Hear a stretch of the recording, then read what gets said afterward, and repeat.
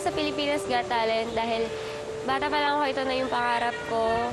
Tulad nila Sarah Geronimo, nakilala sila bata pa lang.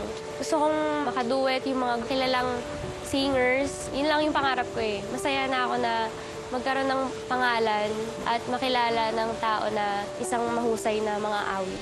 Yung talagang desire na gusto ko, ako ang maging grand winner. Yumi! Hindi ko naisip na makakaabot ako ng ganito kalayo.